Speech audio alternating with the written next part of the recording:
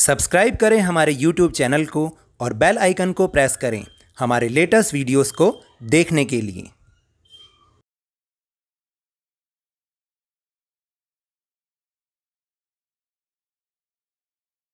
एक ज़रूरी सूचना, मुझे लगता है कि मेरी सारी वीडियो की नोटिफिकेशंस आप तक नहीं पहुंच पाती, क्योंकि मैंने ऐसा पढ़ा है कि YouTube एक दिन में 3 से ज़्यादा वीडियोस की नोटिफिकेशन अपने सब्सक्राइबर्स को नहीं भेजता।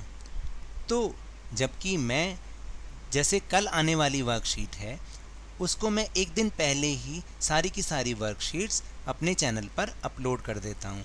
तो आपको सिर्फ इतना करना है कि बेशक से आपने नोटिफिकेशंस को ऑल पर सेट कर रखा है, फिर भी आपने क्या करना है कि जैसे ही आप अपना YouTube खोलें तो नीचे 5 टैब्स आते हैं, जिसमें सबसे पहले लिखा होता है होम, दूसरे नंबर पर ट्रेंड्स और तीसरे नंबर पे सब्सक्रिप्शंस।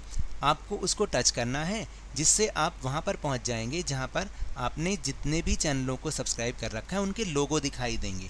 तो वहाँ पर एक हल्के नीले रंग का स्काई ब्लू कलर का लवनीश सर की क्लास का चैनल का लोगो है, आपने उसको टच करना है तो आप हमारे चैनल पर पहुंच जाएंगे और वहां पर सारी जो वीडियो मैंने अपलोड की हैं वो आप आराम से देख सकते हैं और उससे फ़ायदा उठा सकते हैं।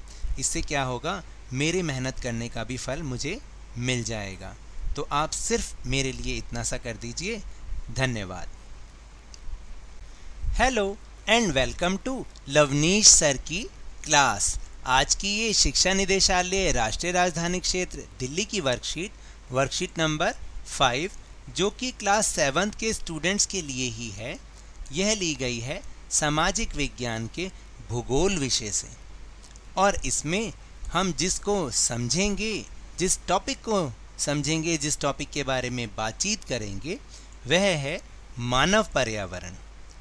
तो अभी तक तो हम पर्यावरण के बारे में पढ़ रहे थे और हम ये जान रहे थे कि पर्यावरण में विभिन्न परतें हैं, और जैसे स्थल मंडल, जल मंडल, है ना, हमने पिछले वर्कशीट्स में इसके बारे में पढ़ा ही है। लेकिन आज जो हम समझ रहे हैं वह है मानव पर्यावरण। यानी पर्यावरण से तो हम सब परिचित हैं कि जो भी हमारे चारों तरफ, चाहे वो कोई वस्तु है, चाहे वो कोई व्यक्ति है, चाहे कुछ भी है, जो हमारे चारों तरफ है वही पर्यावरण है। और मनुष्य इस पर्यावरण के साथ पारस्परिक क्रिया करता ही रहता है। तो चलिए शुरुआत करते हैं मेरे साथ और वर्कशीट को समझने का प्रयास करते हैं कि मनुष्य पर्यावरण के साथ पारस्परिक क्रिया करता है और अपनी आवश्यकता के अनुसार इसे बदलता है। यानी मनुष्य अपने पर्यावरण के साथ कोई ना कोई क्रिया करता रहता है, यानी उससे जुड़ा हुआ है। और जैसे जैसे उसकी आवश्यकताएं बदलती जाती हैं वैसे वैसे उन्हीं के अनुसार वो अपने इस पर्यावरण को भी बदलता जाता है। जैसे इसका एक बहुत बढ़िया एग्जाम्पल है कि अभी आप लोग स्टूडेंट हैं, अभी आपके लिए पर्यावरण क्या है, आपके जितने भी फ्रेंड्स हैं, आपके जितने टीचर्स हैं, या वो जो स्कूल की बिल्डिंग है, वही आपके लिए पर्यावरण है। लेकिन जैसे जैसे आप बड़े होंगे तब आपकी ज़रूरतों के हिसाब से ये पर्यावरण चेंज होता रहेगा। यानी हो सकता है कि जब आप इस स्कूल से निकलेंगे तो जहाँ पर जाएंगे उन लोगों से दोस्ती करेंगे या दूसरे जिन भी लोगों से संपर्क करेंगे वही आपका पर्यावरण बन जाएगा। चाहे वो फिर हो सकता है कि आप मान लीजिए डॉक्टर बनेंगे, तो जितने भी आपके आसपास सारे डॉक्टर्स कम्युनिटी होगी वही आपका पर्यावरण होगा। या आप कोई भी और किसी कंपनी में जाके जॉब करेंगे तो जो आपके चारों तरफ होंगे वही आपका पर्यावरण बन जाएंगे। तो अब समझ में आया कि मनुष्य जो पर्यावरण है, मानव पर्यावरण है, वो बदलता रहता है और मानव इस पर्यावरण के साथ पारस्परिक क्रिया भी करता रहता है। जैसे प्रारंभिक मानव ने स्वयं को प्रकृति के अनुरूप बना लिया था। देखिए, सबसे पहले जो प्रारंभिक मानव था, ये तो हम सब ने उसके बारे में पढ़ा है कि ना तो उसको खाना आता था, ना रहना आता था कहीं, ना वस्त्र पहनना आता था, लेकिन धीरे धीरे उसने प्रकृति के अनुरूप अपने आप में बदलाव लाया और इस पर्यावरण के अनुसार अपने आप को उसने ढाल लिया। उनका जीवन सरल था एवं आसपास की प्रकृति से उनकी आवश्यकताएं पूरी हो जाती थी। लेकिन समय के साथ साथ कई प्रकार की आवश्यकताएं बढ़ीं। मानव ने पर्यावरण के उपयोग और उसमें परिवर्तन करने के कई तरीके सीख लिए। तो देखा आपने किस तरह से मानव अपने पर्यावरण के साथ पारस्परिक क्रिया करते हुए उसको बदलता रहता है, उसमें बदलाव लाता रहता है। जैसे उसने फसल उगाना, पशु पालना एवं स्थायी जीवन जीना सीख लिया। उसने अपनी आवश्यकताओं से अधिक चीज़ों का उत्पादन या उन्हें बनाना शुरू कर दिया और उन चीज़ों का व्यापार करना भी शुरू कर दिया। तो देखा कि जिस मानव को ना तो भोजन बनाना आता था, ना कपड़े पहनने आते थे, ना एक जगह स्थायी जीवन वो व्यतीत करता था, लेकिन समय के साथ साथ उसने अपने इस पर्यावरण में परिवर्तन करते हुए धीरे धीरे फसल उगाना भी सीख लिया, पशु पालना भी सीख लिया और यहाँ तक कि एक जगह रुककर जीना भी सीख लिया। और धीरे धीरे वह पहले तो केवल इतनी ही चीज़ें बनाता था जितनी उसको आवश्यकता होती थी, लेकिन धीरे धीरे उसने अपनी आवश्यकताओं से अधिक चीज़ों का भी उत्पादन करना या उनको बनाना शुरू कर दिया और फिर व्यापार भी करना शुरू कर दिया। तो यही है मानव पर्यावरण। यहाँ पर पिक्चर्स के माध्यम से एक बहुत ही बढ़िया एग्जाम्पल दिया गया है जिसमें यह दर्शाया गया है कि किस तरह से मानव अपने पर्यावरण में निरंतर बदलाव करता रहता है। जैसे देखिए जो सबसे पहला चित्र है, इसमें एक आदमी कुछ वस्तुएं दे रहा है और दूसरा आदमी उसके बदले वस्तु उसको दे रहा है। तो इसको हम कहते हैं वस्तु विनिमय प्रणाली, यानी वस्तु के बदले में वस्तु देना। यानी पहले क्या होता था कि रुपए पैसे तो होते नहीं थे, मुद्रा तो होती नहीं थी, तो एक व्यक्ति अपनी एक वस्तु के बदले किसी दूसरे व्यक्ति से उसकी वस्तु ले लेता था। तो यह अदला बदली, वस्तुओं की अदला बदली का व्यापार होता था जिसमें धन का प्रयोग नहीं होता। मैंने अभी आपको बताया कि उसमें मुद्रा नहीं प्रयोग होती थी, वस्तु के बदले बल्कि वस्तु दी जाती थी। तो इसको हम वस्तु विनिमय प्रणाली कहते हैं। फिर धीरे धीरे समय बीता तो मुद्रा के आने से वस्तु विनिमय प्रणाली की समस्याएं भी दूर हो गई।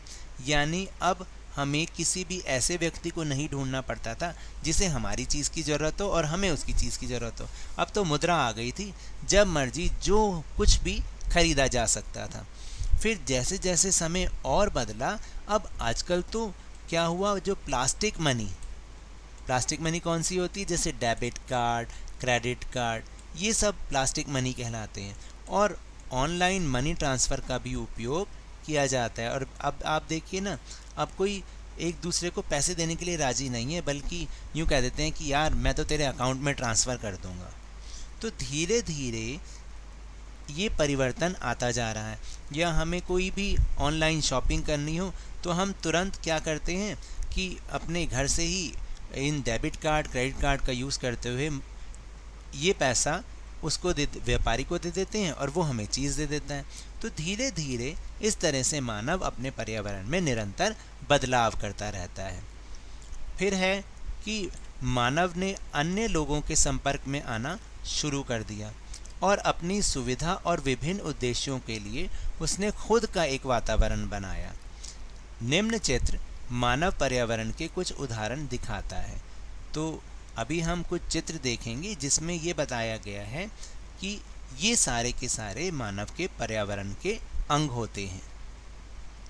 देखिए, यह है मानव पर्यावरण और जो उसके पर्यावरण के अंग हैं, यानी निरंतर मानव अपने पर्यावरण को बदलता रहता है। तो ये उसके पर्यावरण के कुछ उदाहरण हैं। जैसे सबसे पहले लिखा है राजनीतिक स्थिति, यानी उसका पर्यावरण क्या है, सरकार से भी वो जुड़ा हुआ है, वो भी तो उसका पर्यावरण है। सरकार की सब नीतियों को उनका पालन करना या जो भी उनके आदेश होते हैं, जो भी योजनाएं होती हैं, उनका वो फ़ायदा उठाता है, तो ये भी उसका एक पर्यावरण है। इसी तरह व्यक्ति के रूप में बहुत सारे व्यक्ति के रूप में उसके पर्यावरण होते हैं, जैसे डॉक्टर्स, जैसे इंजीनियर्स, जैसे टीचर्स। इस तरीके से ये मानव के पर्यावरण होते हैं, बहुत सारे व्यक्ति। इसी तरह जो परिवार भी तो उसका एक पर्यावरण का ही भाग है, जो उसके चारों तरफ होते हैं। जैसे आपके चारों तरफ आपके मम्मी पापा, भाई बहन, दादा दादी, तो ये क्या है, ये आपका पर्यावरण है, ये आपके पर्यावरण के अंग हैं। इसी तरह जैसे शिक्षा के रूप में विद्यालय, या आर्थिक रूप में बैंक, धार्मिक रूप में मंदिर, मस्जिद, गुरुद्वारा, चर्च इत्यादि, और समुदाय के रूप में बहुत सारे लोग, समुदाय के बहुत सारे लोग, ये सभी के सभी मानव पर्यावरण के अंग हैं।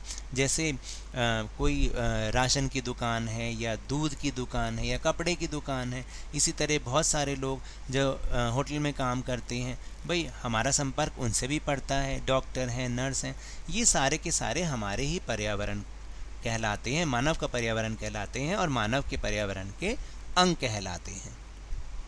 तो यहाँ पर एक बहुत ही मज़ेदार सा प्रश्न दिया गया है जिसे आपको बहुत सोच समझ के करना है और आप बहुत आसानी से भी कर पाएंगे।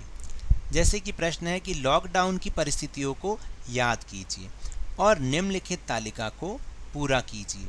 यानी पहला जो भाग है, प्रश्न का पहला भाग है, उसमें लिखा हुआ है कि मानव पर्यावरण का वह हिस्सा जो कार्य करता रहा, यानी लॉकडाउन परिस्थितियों में भी मानव पर्यावरण का वो हिस्सा जो कि लगातार कार्य करता ही रहा। तो वो कौन कौन से हो सकते हैं? जैसे सरकार, इसमें केंद्र और राज्य दोनों सरकार काम करती रहीं और अभी भी कार्य कर रही हैं। फिर डॉक्टर, नर्स, हमारे टीचर्स, विद्यालय बंद है लेकिन फिर भी ये जो टीचर वाला हिस्सा मानव पर्यावरण का है ये काम कर रहा था और आज भी कर रहा है। ज़रूरी सेवाओं की दुकान जैसे दूध, राशन, दवाइयाँ, ये भी हिस्सा मानव पर्यावरण का कार्य करता रहा, चाहे लॉकडाउन था तब भी। और बैंक, पुलिस इत्यादि, ये कुछ मेरे सुझाव हैं, इसमें आप अपने सुझाव भी जोड़ सकते हैं। फिर इसका दूसरा भाग है कि मानव पर्यावरण का वह हिस्सा जो कार्य नहीं कर पाया। बहुत से ऐसे लोग भी थे, बहुत से ऐसा मानव पर्यावरण का हिस्सा भी था जो कि कार्य नहीं कर पाया। जैसे धार्मिक स्थल, मंदिर, मस्जिद, गुरुद्वारा या चर्च नहीं खुले तो वो उस हिस्से ने कार्य नहीं किया। हमारे विद्यालय, इसी तरह परिवार। अब आप कहेंगे कि परिवार कैसे? तो आप देखिए कि परिवार, ये कोरोना वायरस इतना फैला कि परिवार ही दूसरे परिवार से, अपने रिश्तेदारों से मिल ही नहीं पाया। तो इसका मतलब परिवार भी एक ऐसा हिस्सा था जो कि कार्य नहीं कर पाया बल्कि घर में बंद होके ही रह गया। फिर समुदाय के बहुत से लोग जैसे मजदूर, होटल में काम करने वाले लोग, विभिन्न दुकानों जैसे कपड़े, बर्तन आदि की दुकानों पर काम करने वाले लोग, ये मानव पर्यावरण का वो हिस्सा था जो कार्य नहीं कर पाया। इसके अलावा परिवहन, आपने देखा होगा बसेस वगैरह जितने भी सार्वजनिक परिवहन थे वो भी नहीं कार्य कर रहे थे। तो इसमें भी आप अपने सुझाव कुछ और भी इसमें ऐड कर सकते हैं। तो ये तो थी आज की वर्कशीट। अगर मेरे इस तरह समझाने से अब आपको थोड़ा थोड़ा समझ में आने लग गया है तो इस चैनल को ज़्यादा से ज़्यादा सब्सक्राइब कीजिए, लाइक कीजिए और बहुत ज़्यादा शेयर कीजिए और मेरे साथ इसी तरह वर्कशीट को समझते रहिए, लेकिन ध्यान और मन लगाकर ज़रूर पढ़ते रहिए। धन्यवाद।